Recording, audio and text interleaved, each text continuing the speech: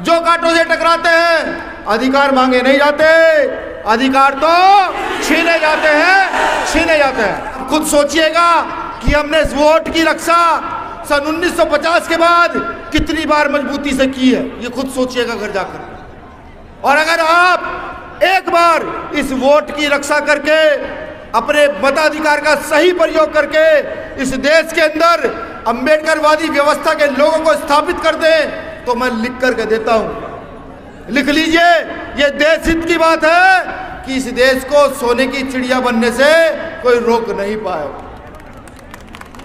आज लोग चीख चीख कर कहते हैं भारत माता की जय करते हैं, ना जाने क्या क्या कसीदे पढ़ते हैं देश के विषय में। मैं उनको भी बता दूं कि साहब, चाहे मुख्यमंत्री महोदय हो, चाहे प्रधानमंत्री महोदय हो, चाहे संघ प्रमुख हो, कि भारत जो है भारत मजदूर गरीब किसानों का देश है। जब तक यहाँ का गरीब मजदूर किसान उन्नत नहीं होगा भारत उन्नत नहीं हो सकता, किसी कीमत पर नहीं हो सकता। और अगर भारत माता की जय कहने से भारत उन्नत हो सकता हो तो मैं लिख करके देता हूं, भीम आर्मी का इतना कार्यकर्ता पूरे देश के अंदर है कि अगर एक बार आवाज उठा दे तो संसद में बैठे लोग भी बहरे हो जाएंगे, इतनी तेज हम कह सकते हैं। लेकिन मुझे पता है, मेरी टीम जानती है कि भारत माता की जय कहने से देश का उद्धार नहीं हो सकता, यहाँ के गरीब मजदूर किसान का उद्धार नहीं हो सकता, यहाँ के दलित पिछड़े आदिवासी का उद्धार नहीं हो सकता। हमें कुछ ना कुछ करना पड़ेगा। सिर्फ इस देश में दो व्यवस्थाएं प्रभाव पर हैं और ये व्यवस्था आज से नहीं, ये गौतम बुद्ध के समय से और उससे भी पहले से है।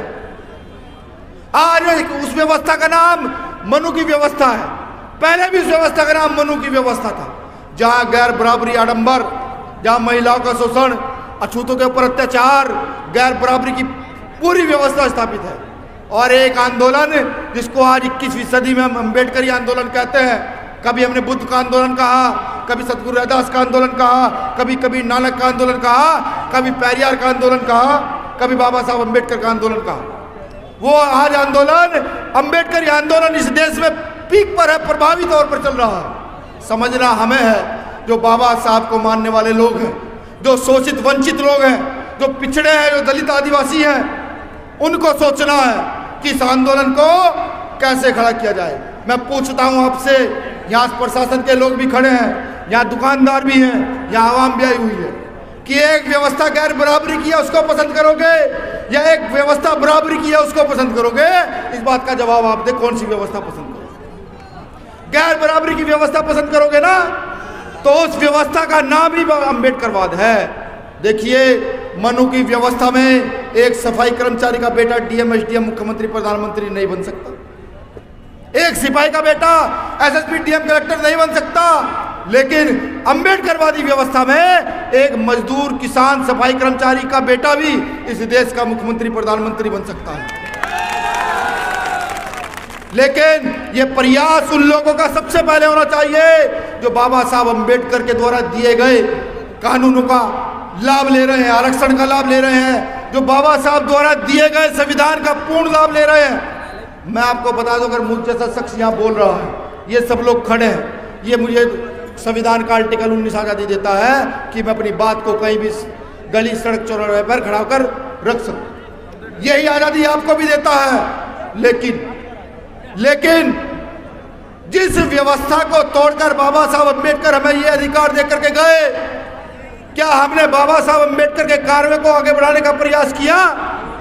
क्या बाबा साहब अम्बेडकर जो लोकतंत्र में वोट की कीमत बता करके गए, उस वोट की कीमत को समझने का प्रयास किया?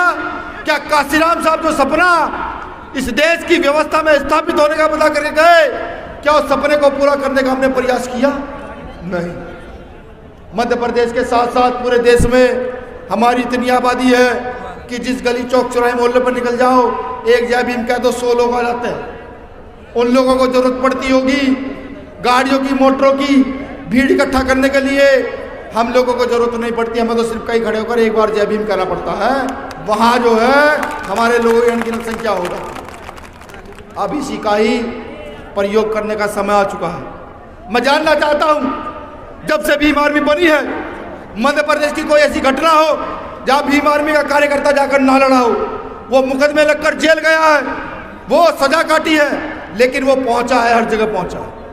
जब वो बिना राजनीतिक सत्ता प्राप्त किए इतनी ताकत के साथ प्रशासन के सामने, सरकार के सामने खड़ा हो सकता है, तो सोचिए जब आप में से एक व्यक्ति निकलकर विधायक बनेगा, एक व्यक्ति निकलकर एमपी बनेगा, एक व्यक्ति निकलकर यहाँ का मुख्यमंत्री, प्रधानमंत्री की ओर अग्रसर होगा, तो समझिए आप कितने ताकतवर होंगे। जब आपके घर में, पड़ोस में आपके बीच से निकला हुआ व्यक्ति विधायक होगा, क्या आपके पर अन्याय अत्याचार हो सकता है? हिम्मत है कलेक्टर की वो आपकी बात ना माने, हिम्मत है प्रशासन की वो आपकी बात ना माने, माननी पड़ेगी। आज क्या है, आज क्या है कि हम छोटी मीटिंग करने जाते हैं तो यहाँ के जो माननीय मुख्यमंत्री, उनको शायद मामा यहाँ के लोग कहते हैं, वो फौरन 2 सिपाही भेज देते, जाओ देखो जाकर के भीम आर्मी के लोग क्या कर रहे हैं।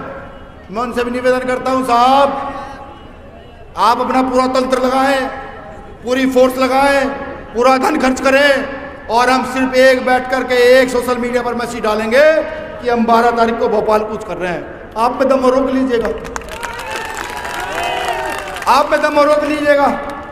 पूरे भारत के अंदर भीम आर्मी एक ऐसा संगठन है जो हर शोषित, वंचित, पीड़ित की आवाज सुनता है, वो किसी भी वर्ग का क्यों ना हो। अगर एक बार भीम आर्मी के पास उसका कोई मैसेज आया कि मेरे साथ ये गलत कर रहा है, वो चाहे गलत करने वाला हमारे मामा का भाई भतीजा ही क्यों ना हो, उसके खिलाफ भी भीम आर्मी आवाज उठाती है। मैं बता दूं ओबीसी समाज के लोगों को भी, जब यहाँ निकाय चुनाव था और ओबीसी समाज का आरक्षण खत्म कर दिया गया था, उस समय भीम आर्मी ने ताल ठोकी, भाई चंद्रशेखर आजाद, हम सब लोग मिलकर यहाँ आए, सरकार ने पूरी ताकत लगाई, लाठियां बाजी, जेल भेजा, लेकिन हमने अपनी वो जो हमारी ताकत के आरक्षण की, उनके मुंह से उसको निकालने का प्रयास किया। ये आंदोलन आप ही लोगों को मजबूत करना है, आप ही लोगों को चलाना है। इस आंदोलन को दिशा दशा देना आप ही का काम है। पहले भी आपने इस आंदोलन को दिशा दशा दी है, और खास तौर से चंबल के लोगों ने यह आंदोलन बहुत मजबूती से सींचा है, यह आंदोलन बहुत मजबूती से सींचा है। मुझे पूरी उम्मीद है कि अगर इस आंदोलन में शहादत देने की बात आएगी तो सब भारत में सबसे पहली भूमि कोई होगी तो चंबल की भूमि होगी। चंबल के लोगों ने पहले भी किया। मुझे यह भी विश्वास है कि जो बात भाई चंद्रशेखर आजाद अपने मुंह से निकालते हैं, मध्य प्रदेश में जन्मा प्रत्येक वो साथी जो फूले साहब अम्बेडकर की विचारधारा में विश्वास रखता है, जो संविधान में अपनी विश्वास रखता है, जो प्रगतिशील दिमाग रखता है, जो ये चाहता है भारत की गैर बराबरी बंद हो, वो भाई चंद्रशेखर आजाद जी के साथ कंधे से कंधा मिलाकर चलने का काम करे।